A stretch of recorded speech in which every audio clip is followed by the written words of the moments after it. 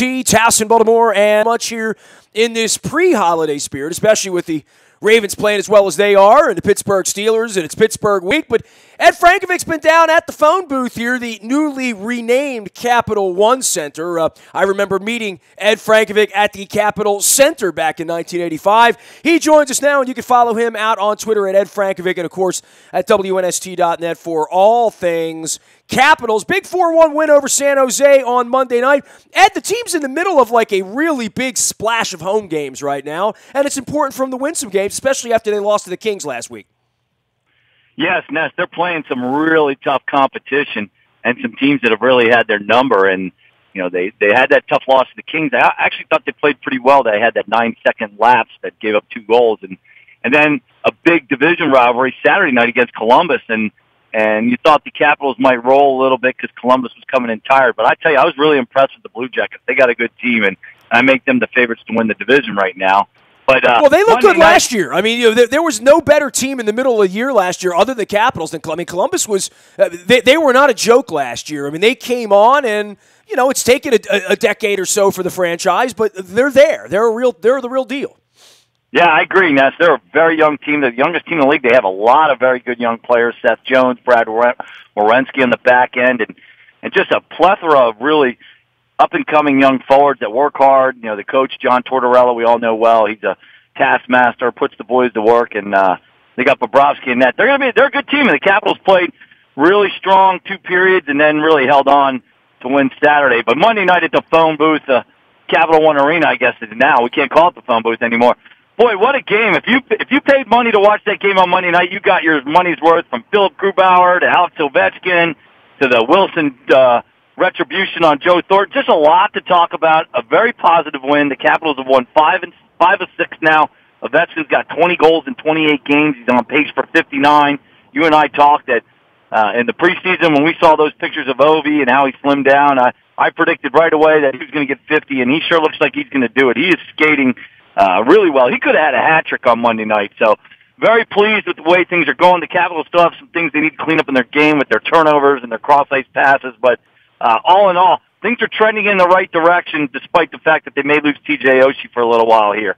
Well, you know, let's talk one by one here. First off, the Sharks have always owned the Caps, right? So, you know, anytime historically, and they only play them once or twice a year, anytime they can handle the Sharks, I mean, that would be their nightmare Stanley Cup final, opponent, right? I mean, if that had come to pass the last couple of years, we all would have been ducking for cover because they've never really matched up well against the Sharks. They don't play them much, and in this particular game, I find it fascinating that it could be that chippy on the Thornton thing, but it clearly was. Yeah, a lot of the players were talking about that after the game, that, you know, they don't see him a whole lot. And the Sharks have historically, like you said, owned the Capitals. I mean, the Capitals on Monday night, this is the second time in 26 games. The last 26 times they played, the Capitals only won 2 games in regulation against them. But I think what happened was the Sharks are at the end of their road trip, at the end of their 4-game road trip. They started well. They got really slammed badly in Tampa by a very good a Lightning team that's really smoked them twice. I mean, Tampa can skate and really have made San Jose look silly in those 2 games. And they came in, and I think they may have overlooked the Capitals a little bit. Martin Jones had not let up a goal against the Capitals in 2 games for the Sharks at Capital One Arena. And then you had Philip Grubauer going. And when you look at Grubauer's numbers, they're not good at all. They're terrible. But he's actually played fairly well in most of his starts. Philip has. He's got a lot of back-to-back, the second half of back-to-back games, but he had a gem of an outing against Tampa the day after Thanksgiving, and he earned another start, despite the fact that Braden Holtby's playing well, and Holtby was dynamite against the Blue Jackets on Saturday. Trotz went to Grubauer, and he earned a game, earned a start, and he was the number 1 star on Monday night. He really played well. He made a lot of big stops, especially early when the Sharks got 7 of the first 8 shots on net. So San Jose, I think, had their guard down a little. They came out hot, you know, thinking maybe if they can get a goal, they might break the Capitals' will and get that, keep that jinx on them going. And Grubauer held the fort, and then Smith Pelly made a great deflection on a Carlson shot, and the Capitals got a goal, and that seemed to give them a lot of jump. And they were on the Sharks. They really skated well, and the Sharks didn't like it. They were tired, and the Caps were taking it to them. They started taking bad penalties, and the thing that really blew the whole situation up was the Thornton hit on Oshie. Now, Joe Thornton has been in the league a long time. I've watched him play. Not a dirty player. You used to see him a whole lot more when he was in Boston, right? That's for sure, Ness. And the play he made on Oshie, just totally unnecessary. It's near the end of a Sharks power play. Osh dumps the puck in down the right wing boards. He goes around the defender, and he's going to finish his check, and Oshie loses his balance. And Thornton, the puck's gone. Thornton comes in really late and just puts his backside, and Thornton's got a big backside, and he puts it right into Oshie, and Oshie's down, and the head gets crunched against the boards. And really scary play. TJ did get up and skate off on his own, but he did not come back. And it's classic signs of a potential concussion. You hope it's not, but we'll know more before the Blackhawks game whether he's going to be able to go or not. There's no way I see him practicing before then. So I just off, based on what I saw, he could be out a week. The good news is Andre Burakovsky's going to be back within the week too. So, but losing Oshie, he's one of their best players. They just can't afford to lose him. That set everything off though. Then the Capitals just kept going at him. Wilson fought Thornton, kind of payback in the third period. Peter DeBoer kind of lost his cookies, got all upset about it. That he called it premeditated, but that's part of the code. Well, of the game. It was clearly premeditated. That's hockey, right? I mean, until they take that part of it out, this is what's going to happen after your star player gets his head rammed into the boards early in the game, right? Yeah, it's payback. It's hockey, right? That's hockey is all you can say because that stuff's been going on a long time. And not like Wilson jumped him and gave him no chance and just, cheap shot at him afterwards. They had to talk. Thornton knew he had to answer for it because it was an unnecessary hit. The Capitals lose one of their best players and, premeditated. There was like a minute to go in the period, or maybe there was a couple minutes to go in the period when, Oshie got hit, but, that's the way it is. The Capitals had power plays after that, so that's why Wilson wasn't on the ice. You're not going to see Nick Backstrom try and fight Joe Thornton. He's going to have to answer to Tom Wilson. And he did. And they took their helmets off, and that got him an extra 2 minutes each.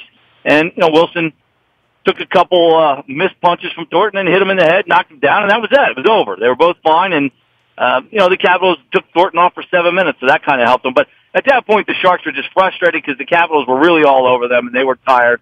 And I like the way the Capitals played a hard third period, unlike the Columbus game where Columbus just was all over them with 17-3 in shots and in net in that third period. But then the Sharks and Brandon Dillon takes a vicious slash on Madison Bowie, a 5-minute major. Luckily, Madison's okay. I saw him afterwards, and he'll be fine. But I think the league's going to look into that one. I wouldn't be surprised if Dillon gets a couple game suspension because the league is really cracking down on these stick penalties now.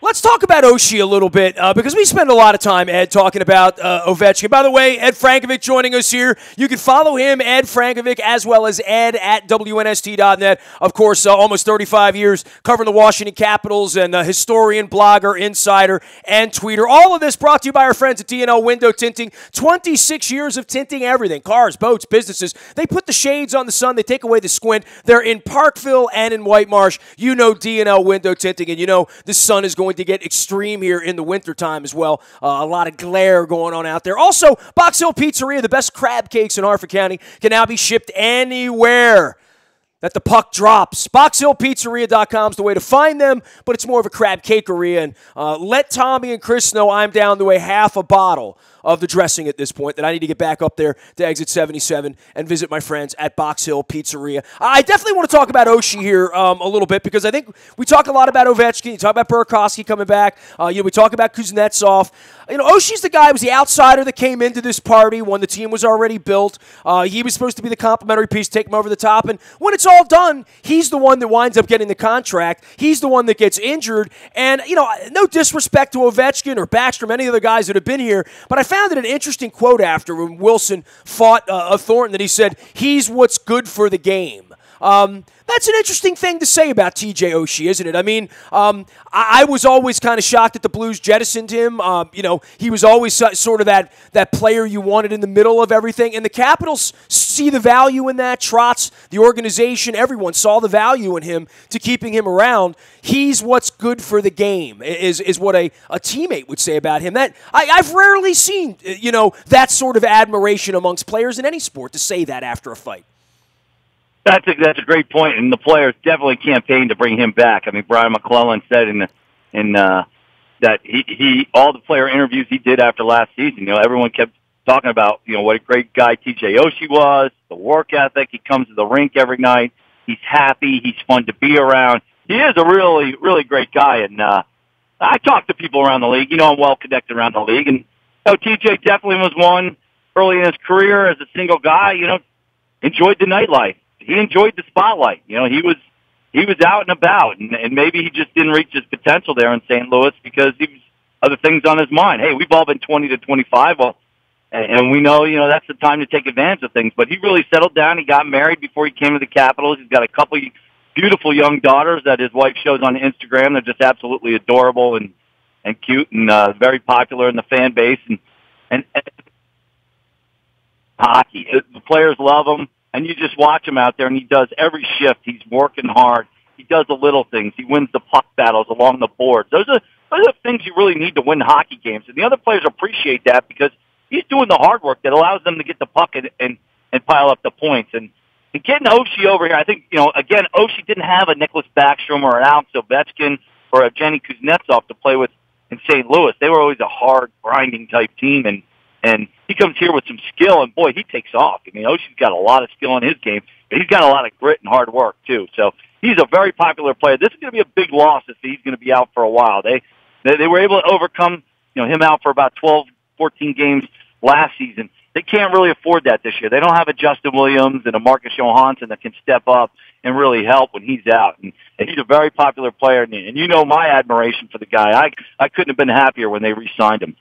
He is Ed Frankovic. You can follow his journey out there for all things Capitals, and not a lot of downtime here. I mean, every other day kind of getting into a little bit of a almost playoff routine here. They're playing hockey all week and home games, and that's the most important thing. They spend so much time out on the road, and to your point, not just home games, but home games against primarily playoff-laden teams. The Chicago Blackhawks come in with all the pedigree, all of that. We don't see them often as well. They have struggled this year. Talk about the Capitals taking a little step back. The Blackhawks have certainly taken a step back, but still a very representative game. Then the Rangers on Friday night, and that's always a tough one.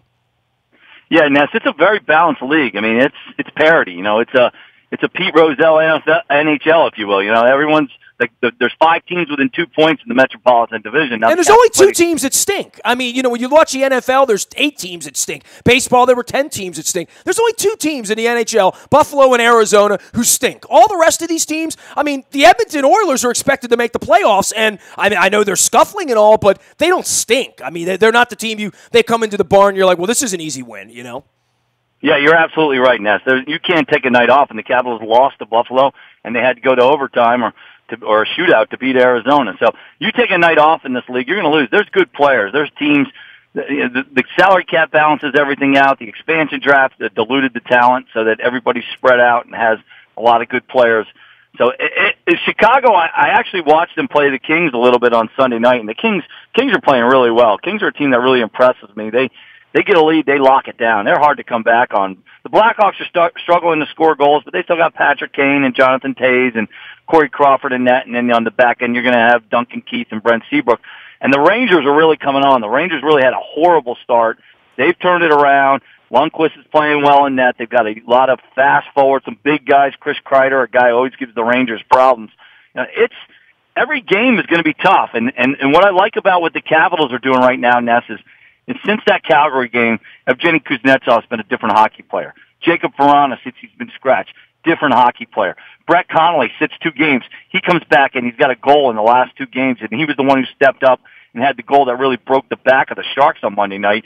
He took Oshie's spot on the first power play. He scores. Ovechkin's been really good all year. The conditioning, I can't complain about the way he's played all year. Nicholas Backstrom's still playing some good hockey, but he's gone 21 games without a goal. The Capitals need those guys to be playing well, especially with Burakovsky out. They need a strong top 6. They got to rely on their goaltending. That's the strength of their team, the goaltending. They just have to keep getting that consistent effort from Kuznetsov and Backstrom up the middle of the ice. Lars Eller starting to play some good hockey again. Beagle's shaking out of his doldrums. Up the middle of the ice, the Caps are built very well. They have to keep that up. It's a very balanced league. This division is very close. The Islanders and the Devils are up there. They're the 2 teams that I think that could eventually fall off. But you got to get points right now. Every game matters. But I really like the way Kuznetsov's playing. He's been a different guy. I think some accountabilities. Coach Trotz kind of put his foot down on some of these guys, and it's paying off right now. He is Ed. He will be on All Things Cap. Let's talk about the league a little bit and what's going on, because we haven't had a chance to do that, sort of standings-wise, and to get recapped on everything. You talk about, Columbus, Tampa, these teams at the top. Toronto has played tremendously well, and I know the Caps saw them recently as well. But, there's still some teams scuffling down at that 8 line where the Capitals live, including the Penguins, the Rangers, the Bruins, the Flyers, the Red Wings, all sort of like scuffling along. It's a lot of big money, big organization, big cities out there sort of in the fight at this point, that nothing is sort of automatic at this point as far as playoffs go. I know you say, well, it doesn't really get started till after Christmas, but there are a lot of teams leaving some points out, including the Blackhawks, who we're going to see here soon. Yeah, you can't afford to not show up. The points are so important. The points now are the same as the points in April. And the game is going to change come January 1. I mean, there's a stat out there that shows that, the teams in the playoff positions around Thanksgiving are usually the ones that make the playoffs. It's hard to get back in. And you got so many 3-point games with these overtimes and these shootouts and the balance in the league. It's hard to climb the standings. So, the Capitals are focused on that. They realize they got to get back up into the top 3 in their division. They're sitting 5th. As heading into this Blackhawks game. So, the league is very balanced. The Flyers lost 10 in a row. They did pick up some points because they lost 5 of them in overtime or shootouts. There's been a lot of talk about Dave Haxtell maybe getting fired, and on Monday before their game against Calgary, he came out and basically said, this guy's going nowhere. He's my coach. He's going to be here the rest of the year and many years. And sure enough, the Flyers go into Calgary, and they beat the Flames. And the Flames were in here a couple weeks ago. I got to watch them in person, and I look at that lineup. They got a lot of young players. I'm like, wow, that's a team that looks like they're ready to take off. And the last 2 weeks, they've been terrible. They can't beat Edmonton. They're arch rivals. I mean, imagine what it would be like in Baltimore if the Ravens lost 8 games in a row or 10 games in a row to the Steelers. That's what the people in Calgary are like right now with Edmonton. They've lost several in a row to Edmonton, and that's a bitter rivalry. I can't imagine things are sitting very well in Calgary right now. If I'm the coach of that team, I'd have to be worried about my job a little bit here, because the Flames have drafted some good young players, and they're not consistent. They got to get those guys going out there. I really like LA. If I was going to pick 2 teams I really like that I've seen in each conference right now, I would say I like the way the Kings are playing, and I like the way the Blue Jackets are playing. Those are the 2 teams that have impressed me the most that I've seen. I know Tampa's piled up points. I know the Blues have piled up points, but I really like the style of play that I've seen from the Kings and the Blue Jackets. The one thing that will probably hurt those teams, though, is they got to find ways to score goals. They don't have a lot of skill. I know the Kings have what's his name, Kopitar up front, and the Blue Jackets have this Dubois kid that's come up that's really good. But at the end of the day, those guys are winning because they're going to the front of the net. They're putting pucks there. They're getting rebounds. They're getting good goaltending. They got strong defense. That's the kind of hockey you see in the playoffs. And so those 2 teams have impressed me the most. A lot of hockey left this month. Bunch of hockey beginning Wednesday night with the Blackhawks, Friday with the Rangers. Caps playing a very, very full schedule the rest of the month. Some home games later on toward the new year against the Bruins and the Devils. And a big West Coast swing to Dallas, Arizona, and Vegas right before Christmas. You can check it all out at WNST.net. Ed Frankovic, of course, out on Twitter at Ed Frankovic on Wednesday night, Friday night. Whenever the puck is dropped, he is opining about the frozen pond. Always good to visit with you, Ed. We'll check in again next week. My pleasure, Ness. Have a good one, and big game for the Purple this week. Yeah, it's Pittsburgh week around here. We'll get right back into that. He is Ed Frankovic, out on Twitter, and Ed at WNST.net. The Bayou Toyota Audio Vault is there 24 hours a day from anywhere in the world. Anytime you want to listen to us, just pop open your mobile device, just plug it in, and we are there. It's all brought to you by buyatoyota.com. Morning newspaper ships to your email inbox at 7 a.m. each and every morning. That's powered up by Planet Fitness and PlanetFitness.com, where it's still $10 a month to get in the best shape of your life, guaranteed. Last but never least, any breaking news here during Pittsburgh week, you will get it first on the WNST text service. That's all brought to you by Coons Ford of Security Boulevard. And Dennis will be here on Thursday, driving you home from 3 until 5. It is the SSV on WNST. I am a very available individual. Facebook, Twitter, LinkedIn, Snapchat, Instagram, anywhere the internet goes, including Facebook Live and our YouTube WNSTV channel. We are WNST.net, AM 1570, and WNST Towson, Baltimore, and we never stop talking Baltimore sports.